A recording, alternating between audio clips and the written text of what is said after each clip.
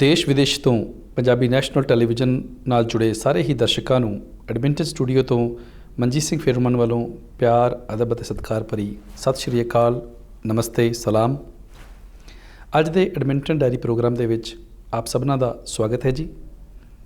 ਜਿਵੇਂ ਕਿ ਤੁਸੀਂ ਜਾਣਦੇ ਹੋ ਕਿ ਇਸ ਪ੍ਰੋਗਰਾਮ ਦੇ ਵਿੱਚ ਅਸੀਂ ਐਡਮਿੰਟਨ ਸ਼ਹਿਰ ਦੇ ਵੱਖ-ਵੱਖ ਖੇਤਰਾਂ ਦੇ ਮਾਹਰਾਂ ਨਾਲ ਤੁਹਾਡੀ ਮੁਲਾਕਾਤ ਕਰਾਉਂਦੇ ਹਾਂ। ਅੱਜ ਇਸ ਪ੍ਰੋਗਰਾਮ ਦੇ ਵਿੱਚ ਜਿਸ ਮਹਿਮਾਨ ਨਾਲ ਤੁਹਾਨੂੰ ਰੂਬਰੂ ਕਰਨ ਜਾ ਰਹੇ ਹਾਂ ਉਹਨਾਂ ਦਾ ਨਾਮ ਸ਼੍ਰੀ ਵਿਵੇਕ ਕਿਰਕਰੇ ਜੀ ਹੈ ਔਰ ਉਹਨਾਂ ਦਾ ਸਬੰਧ ਜਨਰਲ ਇੰਸ਼ੋਰੈਂਸ ਇੰਡਸਟਰੀ ਨਾਲ ਹੈ। ਆਓ ਜੀ ਇਹਨਾਂ ਦਾ ਸਵਾਗਤ ਕਰਦੇ ਹਾਂ ਔਰ ਇਹਨਾਂ ਨਾਲ ਇੰਸ਼ੋਰੈਂਸ ਨਾਲ ਰਿਲੇਟਡ ਢੇਰ ਸਾਰੀਆਂ ਗੱਲਾਂ ਵੀ ਕਰਾਂਗੇ। ਵਿਵੇਕ ਜੀ, ਆਪ ਜੀ ਦਾ ਐਡਮਿੰਟਨ ਡਾਇਰੀ ਪ੍ਰੋਗਰਾਮ ਵਿੱਚ ਬਹੁਤ-बहुत स्वागत जी। नमस्ते, गुड इवनिंग सारे श्रोताओं। पंजाबी नेशनल टीवी के सारे श्रोता को वालों मेरा नमस्कार, good evening. Vivek ji, general insurance ਨਾਲ ਰਿਲੇਟਡ ਕਾਫੀ ਗੱਲਾਂ ਬਾਤਾਂ ਕਰਾਂਗੇ ਅੱਜ ਇਸ ਪ੍ਰੋਗਰਾਮ ਦੇ ਵਿੱਚ।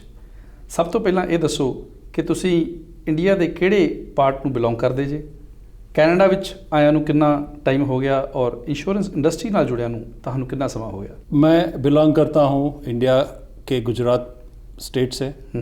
मैं और मेरी फैमिली के साथ 2008 में हम कनाडा आए। आने के बाद इंश्योरेंस इंडस्ट्री में मैंने काम शुरू किया 2014 से। ठीक है जी। और 14 से अभी तक इंडस्ट्री में काम कर रहा हूँ। जनरल इंश्योरेंस इंडस्ट्री में ज़्यादातर एक्टिव मेरा काम शुरू हुआ 2015 ऑनवर्ड से। सो कहने का मतलब कि 5-6 साल ਤੁਹਾਨੂੰ हाँ ਇਸ जी। ਇੰਡਸਟਰੀ ਨਾਲ ਜੁੜਿਆ ਹੋ ਗਏ ਨੇ। ਠੀਕ ਹੈ ਜੀ। ਹੁਣ ਅਗਰ ਅਸੀਂ ਗੱਲ ਕਰੀਏ ਜਨਰਲ ਇੰਸ਼ੋਰੈਂਸ ਬਾਰੇ, ਸਾਡੇ ਦਰਸ਼ਕਾਂ ਨੂੰ ਸਭ ਤੋਂ ਪਹਿਲਾਂ ਤਾਂ ਇਹ ਦੱਸੋ ਕਿ ਜਨਰਲ ਇੰਸ਼ੋਰੈਂਸ ਐਗਜ਼ੈਕਟਲੀ ਹੁੰਦੀ ਕੀ ਆ ਔਰ ਇਹਦੇ ਕਿਹੜੇ-ਕਿਹੜੇ ਕੰਪੋਨੈਂਟਸ हैं? ये सही सवाल है। जनरल इंश्योरेंस जो होती है मेनली कवर करती है नॉन लिविंग थिंग्स। ठीक है जी। नॉन लिविंग थिंग्स जैसे होती है होम हो गया, ऑटो इंश्योरेंस हो गई, आपके बिजनेस की इंश्योरेंस हो गई। आप जो भी काम कोई करते हो वो काम को प्रोटेक्ट करने के लिए जो इंश्योरेंस होती है उसके लिए आप जनरल इंश्योरेंस आपको हेल्प करती है। ठीक है जी। तो ਇਹਦੇ ਜਿਹੜੇ ਕੰਪੋਨੈਂਟਸ ਨੇ ਉਹ ਕਿਹੜੇ-ਕਿਹੜੇ ਨੇ? जनरल इंश्योरेंस में मेनली एवरीबडी जिसको डे टू डे में ज़रूरत होती है वो होता है होम इंश्योरेंस, ऑटो इंश्योरेंस है या बिजनेस इंश्योरेंस है। ऑटो इंश्योरेंस में कमर्शियल ऑटो इंश्योरेंस होता है जिसमें ट्रकिंग होती है। होम इंश्योरेंस में भी डिफरेंट होते हैं, जैसे किसी ने घर किराए पे लिया तो उसके लिए टेनेंट इंश्योरेंस होती है, किसी ने किराए पे घर दिया उसके लिए रेंटल इंश्योरेंस होती है, किसी ने नया घर बाय किया। अभी आप जब नया घर बाय करते हो उसमें या तो वो इंडिपेंडेंट हाउस होता है या तो वो कॉन्डोमिनियम होता है। जब कॉन्डोमिनियम होता है तब आपको कॉन्डो इंश्योरेंस की ज़रूरत होती है, इंडिपेंडेंट हाउस होता है तब आपको होम इंश्योरेंस की ज़रूरत होती है। ਸੋ ਇਹ ਸਾਰੇ ਜਿੰਨੇ ਵੀ ਤੁਸੀਂ ਪ੍ਰੋਡਕਟ ਹੁਣ ਗਿਣਾਏ ਨੇ ਇਹਨਾਂ ਪਰ ਅਸੀਂ ਵਿਸਥਾਰ ਸਹਿਤ ਚਰਚਾ ਕਰਾਂਗੇ ਜੀ। ਸਭ ਤੋਂ ਪਹਿਲਾਂ ਅਸੀਂ ਗੱਲ ਕਰਾਂਗੇ ਹੋਮ ਇੰਸ਼ੋਰੈਂਸ ਬਾਰੇ। ਪਹਿਲਾਂ ਤਾਂ ਇਹ ਦੱਸੋ ਜੀ, ਹੋਮ ਇੰਸ਼ੋਰੈਂਸ ਦੀ ਜ਼ਰੂਰਤ ਕੀ ਆ ਕੈਨੇਡਾ ਦੇ ਵਿੱਚ? मेनली ज़रूरत जब आप घर होम बाय करते हो, जब कभी भी आपको कोई भी बैंक मॉर्गेज देती है तो बैंक अपना मॉर्गेज प्रोटेक्ट करने के लिए इंश्योरेंस की ज़रूरत रहती है। बिल्कुल। क्योंकि आपके घर को किसी भी वजह से, किसी नेचुरल कैलामिटी की वजह से या फायर की वजह से या किसी वजह से डैमेज हो जाता है तो आपका मॉर्गेज जो बैंक का दिया है उसे वो प्रोटेक्ट करती है। सो कहने का मतलब भी एक लीगल रिक्वायरमेंट है। लीगल रिक्वायरमेंट भी है। और कनाडा में ज़्यादातर चीज़ लायबिलिटी बेस्ड बहुत रहती है। बिल्कुल। जैसे आपके घर के अंदर कुछ गलती की वजह से सराउंडिंग्स नेबर्स को कुछ डैमेज हो गया तो वो आप पे क्लेम कर सकते हैं। इन ऑर्डर उस चीज़ में अगर आपको सेव करने के लिए आपके पास अगर लायबिलिटी इंश्योरेंस हो या पर्सनल इंश्योरेंस हो तो वो आपको हेल्प कर सकती है। सो कहने का मतलब है कि ਜਿਹੜੇ ਕੈਨੇਡੀਅਨ ਘਰ ਨੇ ਉਹ ਐਸੈਟ ਵੀ ਹਨ ਔਰ ਨਾਲ ਦੇ ਨਾਲ ਲਾਇਬਿਲਿਟੀ ਨੇ ਜਾਂ ਡੈਟ ਨੇ। हाँ जी, मैं आपकी बात से पूरा सहमत हूँ कि घर जो आपका है, चाहे वो आप किराए पे रह रहे हो या खुद का हो, वो आपकी एसेट भी है, साथ साथ वो आपकी लायबिलिटी भी है। बिल्कुल। और इस लायबिलिटी ਨੂੰ ਕਵਰੇਜ ਕਰਨ ਦੇ ਲਈ ਸਾਨੂੰ ਇੰਸ਼ੋਰੈਂਸ ਲੈਣੀ ਲਾਜ਼ਮੀ ਹੋ ਜਾਂਦੀ है। बहुत ज़रूरी है। अगर इंश्योरेंस आपकी है तो वो आपको पीस ऑफ माइंड प्रोवाइड करती है। बिल्कुल। ਤੁਹਾਡਾ ਰਿਸਕ ਸ਼ੇਅਰ ਹੋ ਜਾਂਦਾ। हाँ जी। ਅਗਰ ਆਪਾਂ ਗੱਲ ਕਰ ਰਹੇ ਸੀਗੇ ਜਿਵੇਂ ਕਿ ਘਰਾਂ ਦੀ ਇੰਸ਼ੋਰੈਂਸ ਹੋਣੀ ਚਾਹੀਦੀ ਹੈ, ਸੋ ਇਹ ਜਦੋਂ ਹੋਮ ਇੰਸ਼ੋਰੈਂਸ ਦੀ ਗੱਲ ਆਉਂਦੀ ਹੈ ਕਿਹੜੀ ਕੈਟਾਗਰੀਜ਼ ਜਾਂ ਕਿਹੜੇ ਕਿਸਮ ਦੇ ਘਰ ਜਿਹੜੇ ਆ ਉਹ ਦੇਖਣ ਵਿੱਚ ਆਉਂਦੇ ਨੇ? मेनली होम इंश्योरेंस एक प्रोडक्ट ऐसी है कि जिसके अंदर आपका प्रिंसिपल होम होता है। हाँ जी। जहाँ पे आप रहते हो। आपने कई प्रॉपर्टी ली होती है जिसे रेंट के लिए दिया होता है तो उसके लिए रेंटल इंश्योरेंस होती है। ठीक है। कई बार जब आप घर परचेस करते हो तो कॉन्डोमिनियम होता है। कॉन्डोमिनियम माने कि पूरा स्ट्रक्चर जो होता है जिस पे आप रहते हैं उतना पोर्शन आपका होता है, बाकी का सारा कॉमनली ओन होता है। बिल्कुल। तो होम इंश्योरेंस आपकी ऐसी, होम इंश्योरेंस के बारे में डिफरेंट कवरेजेस है, डिफरेंट टाइप ऑफ पॉलिसी है। जैसे आपने कॉन्डोमिनियम बाय किया तो आपकी पॉलिसी कॉन्डोमिनियम वाली है। बिल्कुल। अगर आपने टेनेंट वाला किसी के यहाँ किराए से रह रहे हो तो आपके लिए टेनेंट इंश्योरेंस है। आपने नया घर बाय किया है, वो चाहे इंडिपेंडेंट हाउस हो या डुप्लेक्स हो या बंगलो स्टाइल हो, तो आपको होम इंश्योरेंस ਜ਼ਰੂਰਤ होती है उसकी। ਜਿਵੇਂ ਤੁਸੀਂ ਗੱਲ ਕਰ ਰਹੇ ਸੀਗੇ ਕਿ ਇੱਕ ਕੋਂਡੋ ਤਰ੍ਹਾਂ ਦੇ ਘਰ ਵੀ ਹੁੰਦੇ ਨੇ, ਪਰ ਜਦੋਂ ਅਸੀਂ ਗੱਲ ਕਰਦੇ ਇੱਕ ਕੰਡੋਮੀਨੀਅਮ ਇੱਕ ਕੰਪਲੀਟ ਕੰਪਲੈਕਸ ਹੁੰਦਾ ਵਾ, ਉਹਦੀ ਇੱਕ ਇੰਸ਼ੋਰੈਂਸ ਸੈਪਰੇਟ ਹੁੰਦੀ ਹੈ। ਹਾਂਜੀ। ਫਿਰ ਜਿਹੜਾ ਤੁਸੀਂ ਇੱਕ ਇੰਡੀਵਿਜੂਅਲੀ ਕੋਂਡੋ ਓਨ ਕਰ ਰਹੇ ਜੇ, ਉਹਦੀ इंश्योरेंस ਦੀ ਕੀ ਜ਼ਰੂरत ਪੈ ਜਾਂਦੀ ਸਾਨੂੰ? ये आपका सही सवाल है। क्यों? क्योंकि कॉन्डोमिनियम की आपकी अपनी खुद की इंश्योरेंस होती है। हाँ जी। लेकिन वो जो इंश्योरेंस होती है वो स्ट्रक्चर की इंश्योरेंस होती है। ठीक है जी। वो कॉमन प्रॉपर्टी की इंश्योरेंस होती है। जैसे आपके घर के अंदर आपके खुद का कंटेंट है, उसी को कुछ डैमेज होता है तो कॉन्डोमिनियम की पॉलिसी पे कवर नहीं होता है। ठीक है जी। सेकेंड चीज़, अगर आपके घर में आपकी गलती की वजह से पानी लीक हो गया या किसी वजह से नेबर की प्रॉपर्टी को डैमेज हो गया तो वो कॉन्डोमिनियम की पॉलिसी कवर नहीं करती। उस वक्त आपको आपकी खुद की पॉलिसी होनी है। और एक चीज़ कॉन्डोमिनियम के बारे में मैं बताना चाहूँगा कि जनवरी 2020 से कॉन्डोमिनियम बायलॉज में चेंज हुआ है। ठीक है जी। जिसके तहत depending upon condominium bylaws, condominium आपसे 50,000 डिडक्टिबल तक का लॉस असेसमेंट दे सकते हैं for the loss of common property. जैसे कि विंड या हेल की वजह से रूफ डैमेज हो गए या साइडिंग डैमेज हो गई, कॉन्डोमिनियम पॉलिसी के तहत वो आपके पास अप टू 50,000 या 60,000 तक डिपेंडिंग कॉन्डोमिनियम बायलॉज आपसे वो क्लेम कर सकते हैं। अगर उस वक्त आपके पास इंश्योरेंस नहीं है तो आपको जेब से देने पड़ सकते हैं। बिल्कुल। ਤੁਸੀਂ ਜ਼ਿਕਰ ਕਰ ਰਹੇ ਸੀਗੇ ਵੀ ਇੱਕ ਰੈਂਟਲ ਇੰਸ਼ੋਰੈਂਸ ਵੀ ਹੁੰਦੀ ਹੈ, ਇੱਕ ਟੈਨੈਂਟ ਇੰਸ਼ੋਰੈਂਸ ਵੀ ਹੁੰਦੀ ਹੈ। ਹਾਂਜੀ। ਇਹਨਾਂ ਦੋਨਾਂ ਦੇ ਵਿੱਚ ਪਹਿਲਾਂ ਤੇ ਅੰਤਰ ਦੱਸੋ ਜੀ। रेंटल इंश्योरेंस और टेनेंट इंश्योरेंस में मेन डिफरेंस ऐसा होता है कि जैसे जो आदमी अपना घर किराए से किसी को देता है उसके लिए रेंटल इंश्योरेंस होती है। ठीक है जी। और जो आदमी किराए से घर लेता है उसके लिए वो टेनेंट इंश्योरेंस होती है। ठीक है। ਮੰਨ ਲਓ ਵੀ ਮੈਂ ਕਿਸੇ ਦੇ ਘਰ ਦੇ ਵਿੱਚ ਕਿਰਾਏ ਤੇ ਰਹਿ ਰਿਹਾ, ਬੇਸਮੈਂਟ ਦੇ ਵਿੱਚ ਰਹਿ ਰਿਹਾ, मेरे लिए जी टेनेंट इंश्योरेंस है क्यों ज़रूरी है? आपके लिए टेनेंट इंश्योरेंस ज़रूरी इसीलिए क्योंकि वो घर आपका नहीं है, आप किसी के यहाँ किराए पे रह रहे हो, तो स्वाभाविक है आपको लगे कि आपको क्यों इंश्योरेंस लेनी है। हाँ जी। ओनर की जो इंश्योरेंस होती है वो प्रोटेक्ट करती है ओनर की प्रॉपर्टी को और ओनर के कंटेंट को। ठीक है जी। जैसे मान लो कि आप वहाँ पे रह रहे हो और आपका कोई सामान है, हाँ जी, वो चोरी हो गया तो वो आपका टेनेंट की पॉलिसी में कवर होगा, आपके लैंडलॉर्ड के पॉलिसी पे कवर नहीं होगा। ठीक है जी।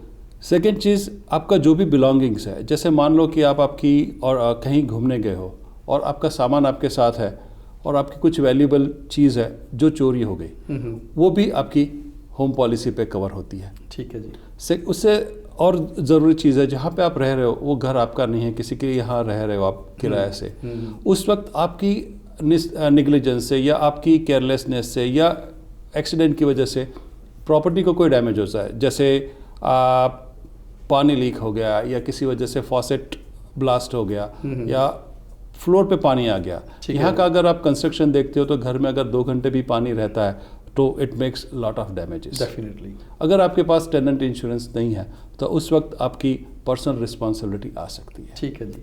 ਤੇ ਤੁਸੀਂ ਕੀ ਰਿਕਮੈਂਡ ਕਰਦੇ ਜੀ ਟੈਨੈਂਟਸ ਜਿਹੜੇ ਆ ਉਹਨਾਂ ਨੂੰ ਟੈਨੈਂਟ ਇੰਸ਼ੋरेंस ਲੈਣੀ ਚਾਹੀਦੀ है?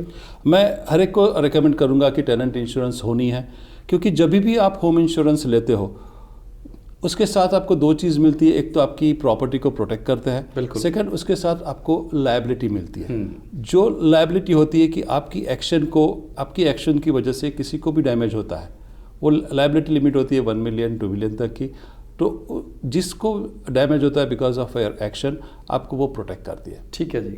जैसे मान लो कि आप कहीं पे घूमने गए हो, किसी होटल में रुके हो और आपकी निग्लिजेंसी वजह से होटल में कुछ डैमेजेस हुआ है, हाँ जी, तो वो जो लायबिलिटी इंश्योरेंस आपके टेनेंट पॉलिसी है या आपके होम पॉलिसी के अंडर कवर होती है, वो आपको प्रोटेक्ट करती है। ठीक है जी।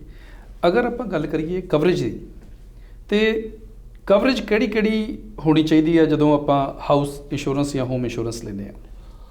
जब कभी भी आप होम इंश्योरेंस लेते हो तो आपको मेन चीज़ देखना है कि आपकी कवरेज में कौन से टाइप ऑफ लॉसेस कवर है। ठीक है जी। यहाँ पे अगर बात करें तो ज़्यादातर हम सोचते हैं कि हमें फायर से बचने के लिए इंश्योरेंस होनी चाहिए। बिल्कुल। लेकिन अगर हम इंश्योरेंस स्टैटिस्टिक देखें तो मोर देन 70% जो क्लेम्स होते हैं वो वाटर डैमेज की वजह से होते हैं। मेनली आपको आपके घर को जो डैमेज होती है फायर से होने के चांसेस उतनी हैं, लेकिन उससे ज़्यादा है वाटर डैमेज से। ठीक है जी। और वाटर डैमेज का कवरेज आपके पॉलिसी पे होना ज़रूरी है। ਪਰ ਜਿਹੜੀ ਤੁਸੀਂ ਇਹ ਵਾਟਰ ਡੈਮੇਜ ਦੀ ਗੱਲ ਕਰ ਰਹੇ ਜੀ ਜਾਂ ਫਾਇਰ ਦੀ ਡੈਮੇਜ ਦੀ ਗੱਲ ਕਰ ਰਹੇ ਜੀ, ਇਹਦੇ ਵਿੱਚ ਡਿਡਕਟੇਬਲ ਕਿੰਨੇ ਕੁ ਹੋਣੇ ਚਾਹੀਦੇ ਨੇ ਤਾਂ ਕਿ ਜਿਹੜੇ ਸਾਡੇ ਦਰਸ਼ਕ ਨੇ ਉਹ ਆਪਣਾ ਬਚਾਅ ਵੱਧ ਕਰ ਸਕਣ, ਯਾਨੀ ਕਿ ਜਦੋਂ ਖੁਦਾ ਨਾ ਖਾਸਤਾ ਕੋਈ ਨੁਕਸਾਨ ਹੁੰਦਾ ਵਾ ਫਾਇਰ ਦੀ ਕਰਕੇ ਜਾਂ ਵਾਟਰ ਡੈਮੇਜ ਦੇ ਕਰਕੇ ਤਾਂ ਉਹਨਾਂ ਨੂੰ ਆਪਣੀ ਜੇਬ ਚੋਂ ਘੱਟ ਤੋਂ ਘੱਟ ਖਰਚਾ ਕਰਨਾ ਪਵੇ। आपकी बात से मैं एग्री करता हूँ कि जितने डिटेक्टेबल कम हो उतना आपके जेब से उतना पैसा कम निकालना है। बिल्कुल। लेकिन मैं सजेस्ट करूँगा कि आपको डिटेक्टेबल जितना आप अफोर्ड कर सके उतना रखते हैं तो उससे एडवांटेज ऐसा रहता है कि आपका प्रीमियम कम होता है। बिल्कुल। ਜਿਵੇਂ ਤੁਸੀਂ ਗੱਲ ਕਰ ਰਹੇ ਸੀਗੇ ਕਿ ਘਰ ਦੀਆਂ ਜਿਹੜੀਆਂ ਬਿਲੋਂਗਿੰਗਸ ਨੇ, ਪ੍ਰੋਪਰਟੀਜ਼ ਨੇ, ਉਹ ਵੀ ਤੁਸੀਂ ਸਿਕਿਉਰ ਕਰ ਸਕਦੇ ਜੇ ਥਰੂ ਜਨਰਲ ਇੰਸ਼ੋਰੈਂਸ। ਕੀ ਕੋਈ ਇਹੋ ਜਿਹੀ ਕਲੌਜ਼ ਜਾਂ ਆਪਸ਼ਨ ਵੀ ਹੈਗੀ ਆ ਕਿ ਜਿਹੜੀਆਂ ਸਾਡੀਆਂ ਇੰਡੀਅਨ ਫੈਮਲੀਜ਼ ਨੇ ਉਹ ਜਿਊਲਰੀਜ਼ ਕਾਫੀ ਰੱਖਣਾ ਪਸੰਦ ਕਰਦੇ ਨੇ ਆਪਣੇ ਘਰਾਂ ਦੇ ਵਿੱਚ, ਜਾਂ ਕੈਸ਼ ਵੀ ਉਹਨਾਂ ਕੋਲ ਕਈ ਵਾਰ ਹੁੰਦਾ, ਕੋਈ ਇਹੋ ਜਿਹਾ ਕੋਈ ਕੈਟਾਗਰੀ ਹੈਗੀ ਆ ਵੀ ਤੁਸੀਂ ਆਪਣੇ ਜਿਊਲਰੀ ਨੂੰ ਜਾਂ ਕੈਸ਼ ਨੂੰ ਵੀ ਇੰਸ਼ੋਰ ਕਰ ਸਕੋ? ये आपने सही क्वेश्चन पूछा है। मैं यहाँ पे बताना चाहूँगा कि जब भी आपका होम इंश्योरेंस है, होम इंश्योरेंस के अंदर आपको मेक श्योर करना है कि आपकी जो भी अगर गोल्ड या कोई भी ज्वेलरी आपके पास है तो उसको अलग से इंश्योरेंस करनी ज़रूरी है। क्योंकि जब भी आपके पास कोई भी इंश्योरेंस हो, चाहे वो टेनेंट इंश्योरेंस हो, रेंटल हो या कॉन्डोमिनियम हो या होम इंश्योरेंस जैसे इंडिपेंडेंट हाउस वाला, उसमें आपको कंटेंट कवरेज होती है। हाँ, लेकिन उसके लिए गोल्ड और जो भी वैल्यूबल चीज़ होती है उसके लिए लिमिटेड कवरेज होती है। ठीक है जी। अगर आपके पास कोई भी डायमंड रिंग है या कोई भी वैल्यूबल ज्वेलरी है तो आप आपके ब्रोकर के साथ या आपके इंश्योरेंस कंपनी के साथ बात करके उसको अलग से इंश्योरेंस करवा लें। ठीक है जी। ਆਪਾਂ ਹੋਰ ਵੀ ਗੱਲਾਂ ਕਰਾਂਗੇ ਜੀ ਇੰਸ਼ੋਰੈਂਸ ਦੇ ਨਾਲ ਰਿਲੇਟਡ। ਇੱਥੇ ਆਪਾਂ ਇੱਕ ਬ੍ਰੇਕ ਲਵਾਂਗੇ। ਬ੍ਰੇਕ ਤੋਂ ਪਹਿਲਾਂ ਇੱਕ ਵਾਰ ਸਾਡੇ ਦਰਸ਼ਕਾਂ ਨੂੰ ਤੁਸੀਂ ਆਪਣੀ ਕੰਪਨੀ ਦਾ ਨਾਮ ਔਰ ਆਪਣਾ ਕੰਟੈਕਟ ਨੰਬਰ ਜ਼ਰੂਰ ਦੱਸੋ ਜੀ। नमस्ते जी, मैं Excel group of insurance company को रिप्रेजेंट करता हूँ। हम मोर देन 15 इंश्योरेंस कंपनी जो पर्सनल लाइन जैसे होम ऑटो इंश्योरेंस के लिए रिप्रेजेंट करते हैं और कमर्शियल के लिए मोर देन 50 इंश्योरेंस कंपनी को रिप्रेजेंट करते हो। आपको कोई भी क्वेश्चन हो insurance related, insurance coverage related, आप मुझे फ़ोन कर सकते हो। मेरा नंबर है 7806954664। मैं रिपीट करता हूँ, ये मेरा डायरेक्ट नंबर है 7806954664 और मेरा ऑफिस नंबर है 7805779814। मैं रिपीट करता हूँ 7805779814। Thank you. ਸੋ ਦੋਸਤੋ ਇੱਥੇ ਇੱਕ ਕਮਰਸ਼ੀਅਲ ਬ੍ਰੇਕ ਦੇ ਲਈ ਰੁਕਦੇ ਹਾਂ ਜੀ, ਔਰ ਬ੍ਰੇਕ ਤੋਂ ਬਾਅਦ ਦੁਬਾਰਾ ਅਸੀਂ ਵਿਵੇਕ ਕਿਰਕਰੇ ਜੀ ਦੇ ਨਾਲ ਗੱਲਬਾਤ ਨੂੰ ਜਾਰੀ ਰੱਖਾਂਗੇ।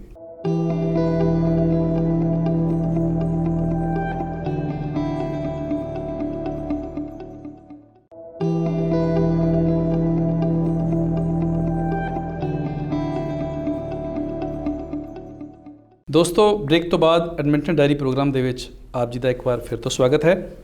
ਅਸੀਂ ਗੱਲਬਾਤ ਕਰ ਰਹੇ ਸੀਗੇ ਸ਼੍ਰੀ ਵਿਵੇਕ ਕਿਰਕਰੇ ਜੀ ਦੇ ਨਾਲ। ਆਓ ਜੀ ਇਸ ਗੱਲਬਾਤ ਨੂੰ ਅੱਗੇ ਤੁਰਦੇ ਹਾਂ। ਵਿਵੇਕ ਜੀ, ਜਿਵੇਂ ਆਪਾਂ ਗੱਲ ਕਰ ਰਹੇ ਸੀਗੇ ਹੋਮ ਇੰਸ਼ੋਰੈਂਸ ਬਾਰੇ, ਇਹਦੇ ਵਿੱਚ ਇੱਕ ਹੋਰ ਅਹਿਮ ਪਹਿਲੂ ਆ ਕਿ ਕੀ ਕੋਈ ਇਹਦੇ ਵਿੱਚ ਡਿਸਕਾਊਂਟਸ ਵੀ ਅਵੇਲੇਬਲ ਹੁੰਦੇ ਨੇ? ਅਗਰ ਹੁੰਦੇ ਹਨ ਤਾਂ ਕਿਹੜੇ ਹਨ? हाँ जी, आप होम इंश्योरेंस का प्रीमियम लोअर कर सकते हैं। हाँ जी। उसके लिए कपल ऑफ ऑप्शंस आपके पास रहते हैं। जैसे पहले मैं बता रहा था कि जैसे आप आपका होम एंड ऑटो अगर इकट्ठा करते हो, जिसे मल्टी पॉलिसी डिस्काउंट कहते हैं, अगर इकट्ठा करते हो तो आपके होम पे आपको काफ़ी डिस्काउंट मिलता है। ठीक है जी। उसके बाद अगर आपने घर के अंदर सिक्योरिटी सिस्टम लगाई है जो मॉनिटर होती है, ठीक है, बाय थर्ड पार्टी, ठीक है जी, तो आपको डिस्काउंट मिलती है जिससे आपका प्रीमियम कम हो सकता है। तो ये तो होगी जी होम इंश्योरेंस बारे गल। हाँ जी। ਹੁਣ ਆਪਾਂ ਅਗਲਾ ਜਿਹੜਾ ਟੌਪਿਕ ਆ ਉਹ ਆਟੋ ਇੰਸ਼ੋਰੈਂਸ ਬਾਰੇ ਗੱਲ ਕਰਦੇ ਹਾਂ, ਕਿਉਂਕਿ ਹੋਮ ਐਂਡ ਆਟੋ ਦੋ ਅਜਿਹੇ ਆਸਪੈਕਟ ਨੇ ਇੰਸ਼ੋਰੈਂਸ ਦੇ ਜਿਨ੍ਹਾਂ ਨਾਲ ਹਰੇਕ ਕੈਨੇਡੀਅਨ ਨੂੰ ਕਦੇ ਨਾ ਕਿਤੇ ਵਾਹ ਪੈਂਦਾ ਹੈ। ਬਿਲਕੁਲ ਸਹੀ ਬਾਤ ਹੈ। ਸੋ ਜਦੋਂ ਅਸੀਂ ਆਟੋ ਇੰਸ਼ੋਰੈਂਸ ਦੀ ਗੱਲ ਕਰਦੇ ਹਾਂ ਤੇ ਇਹਦੇ ਵਿੱਚ ਕਿਹੜੇ ਕਵਰੇजेस ਜਿਹੜੇ ਆ ਉਹ इंक्लूड ਹੁੰਦੇ ਆ?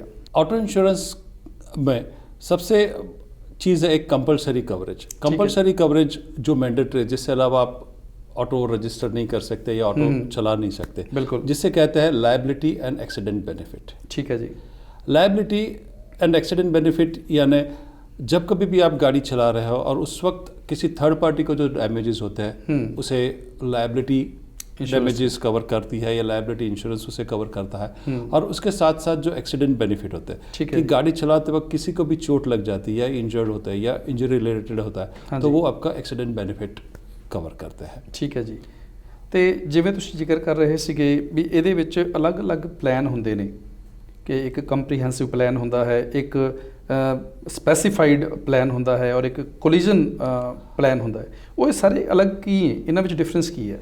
इसमें मैं ये बताना चाहूँगा कि ये प्लान नहीं होता है, जैसे कवरेज टाइप होता है। हाँ जी। जैसे पहले हमने बात की लायबिलिटी और एक्सीडेंट जो मैंडेटरी है बाय गवर्नमेंट, उसके अलावा आप व्हीकल नहीं चला सकते। उसके बाद उस पर कवरेज आती है कल्यूजन, कॉम्प्रिहेंसिव के बाद स्पेसिफाइड पेरल।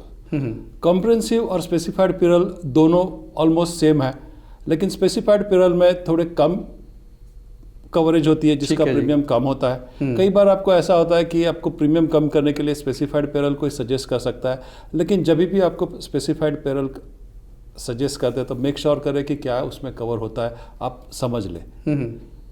कई बार ऐसा होता है कि प्रीमियम कम कर के वक्त हम कौन सी कवरेज हमारे पास है, जब इंश्योरेंस की ज़रूरत पड़ती है तब हमें पता चलता है कि वो कवरेज हमारे पास नहीं है।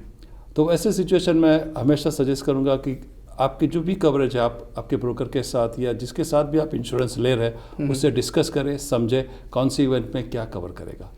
जो मैनू लगता वा एज ए लेमैन कि दो तरह के कवरेज होंगे आ, एक ਨੂੰ ਅਸੀਂ थर्ड पार्टी कह ਦਿੰਦੇ ਆ ਜੀ, हाँ जी, एक ਨੂੰ ਅਸੀਂ ਕੰਪਰੀਹੈਂਸਿਵ ਕਹਿ ਦਿੰਦੇ ਆ। ਸੋ ਤੁਹਾਡੇ ਅਕੋਰਡਿੰਗਲੀ ਜਦੋਂ ਅਸੀਂ ਕਾਰ ਦੀ ਜਾਂ ਕਿਸੇ ਵੀ ਆਟੋ ਦੀ ਇੰਸ਼ੋਰੈਂਸ ਲੈਂਦੇ ਆ ਤੇ ਕਿਹੜੀ ਇੰਸ਼ੋਰੈਂਸ ਆ ਜਿਹੜੀ ਸਾਨੂੰ ਵੱਧ ਕਵਰੇਜ ਦੇ ਸਕਦੀ ਆ?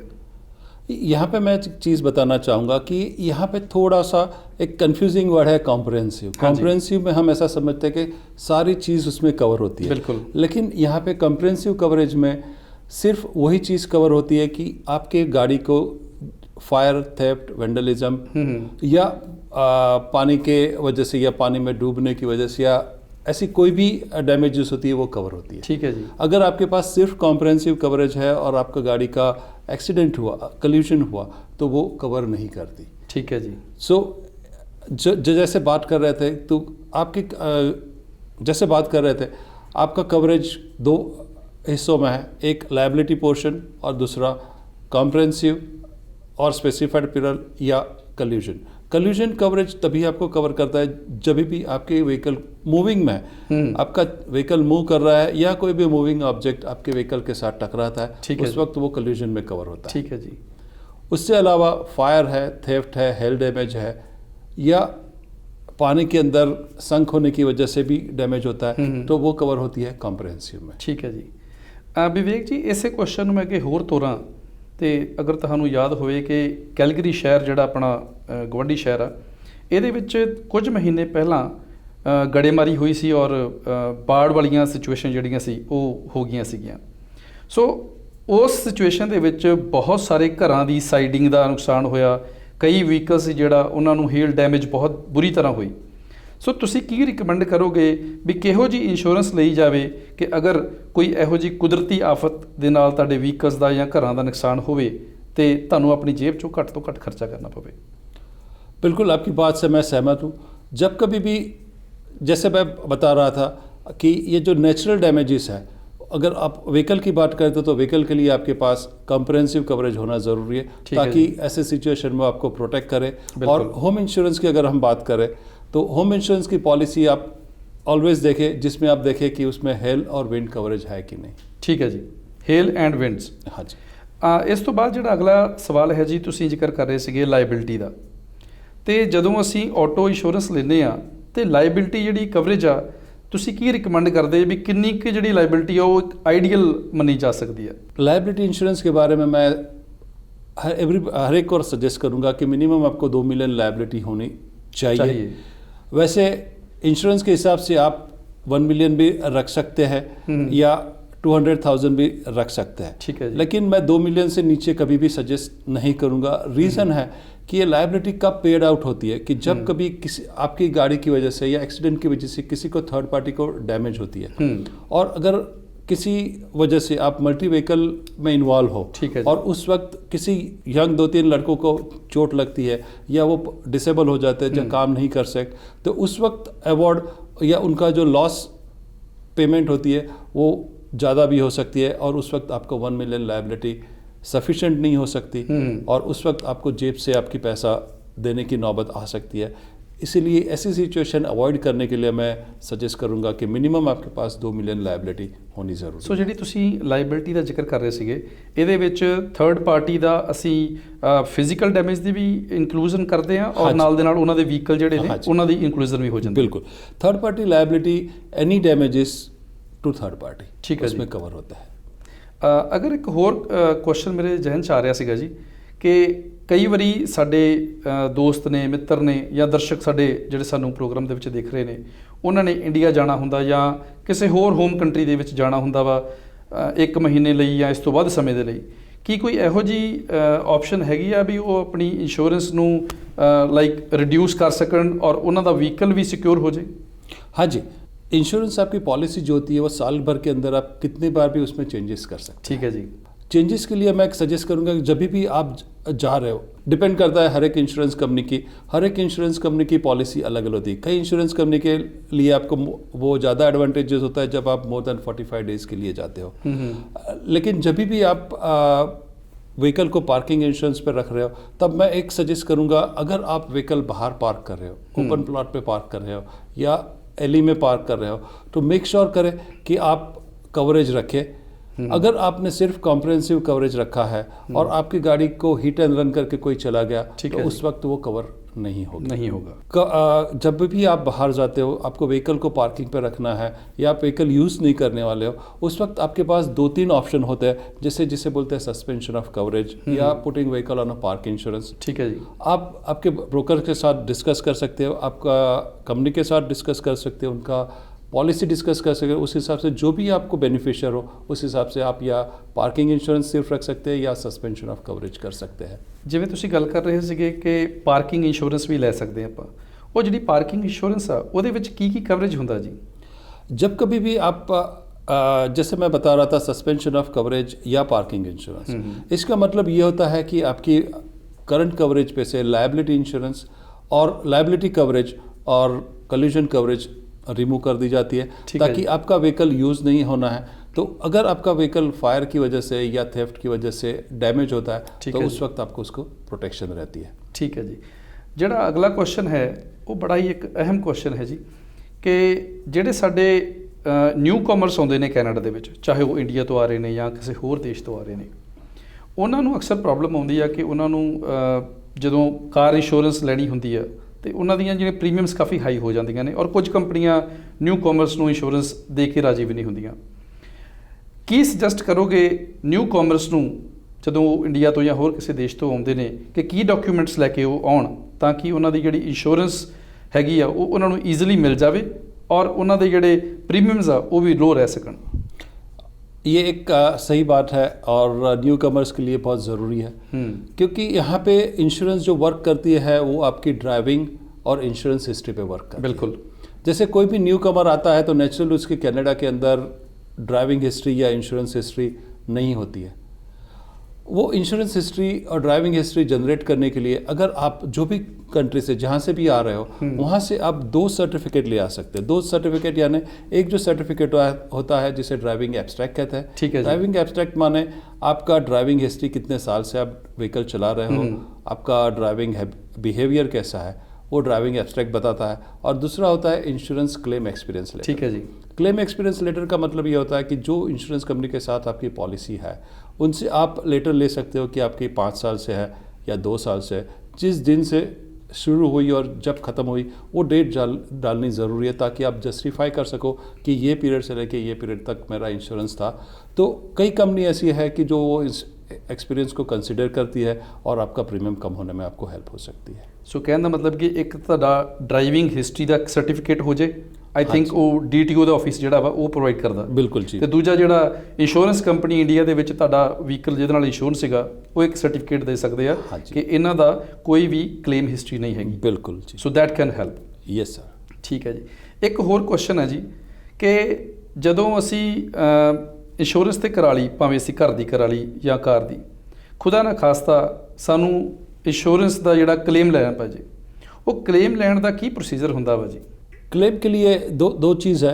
मैं यहाँ पे क्लेम से पहले बताऊँ कि आप क्लेम के लिए इंश्योरेंस कंपनी को, हर एक इंश्योरेंस कंपनी की क्लेम लाइन 24/7 ओपन रहती है। ठीक है जी।